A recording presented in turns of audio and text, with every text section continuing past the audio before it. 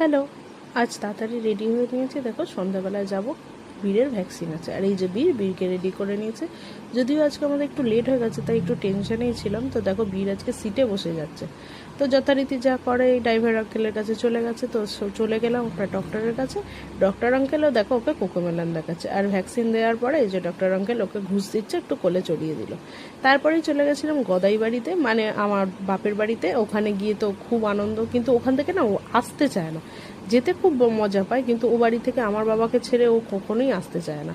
তো চলে এলাম তারপর বাড়িতে। মধ্যিখানে দেখো আর ভিডিও করা হয়নি। এখন বাজে রাত্রির 11:15, এখন করছি ভিডিও। তার কারণ কি জানো? কারণ আমি দুটো ফোনই আমি বাপের বাড়িতে ফেলে এসেছিলাম। আর সেটা আমি জানতে পারি প্রায় বাড়ি আসার 1-1.5 ঘন্টা পরেতে, যখন আমি ফোনটা দরকার মনে করেছি তখন। আবার পাঠালাম সঞ্জয়কে ফোনটা আনতে, তো ও ফোনগুলো আনলো। তারপরে আমি আবার ব্লগ করতে পারলাম। মধ্যিখানে বীরকে খাওয়ানো টাওয়ানো সব কিছু কমপ্লিট হয়ে গেছে। আর আজকে ছিল আমাদের বাড়িতে আমার ননদের জামাই ষষ্ঠী। যেহেতু ননদ চাকরি করে, ননদ নন্দাই দুজনে, তাই জন্য আগের থেকে আমাদের জামাই ষষ্ঠীটা করা হয়নি শনিবার দিনকে। শনিবার আমরাও ছিলাম না, তো আজকে জামাই ষষ্ঠীটা করেছি। কিন্তু সেগুলো কোনো ক্লিপস নেওয়া হয়নি এই কারণে, কারণ বীরের আগের দিন থেকে শরীরটা খুবই খারাপ। ওর একটু শরীরটা খারাপ হয়েছিল, ওই জন্য কোনো ব্লগ করতে পারিনি। তো ওর পিপি ওর জন্য এই দুটো জামা এনেছিল জামাই ষষ্ঠী উপলক্ষে। জামা দুটো কেমন হয়েছে অবশ্যই জানিও।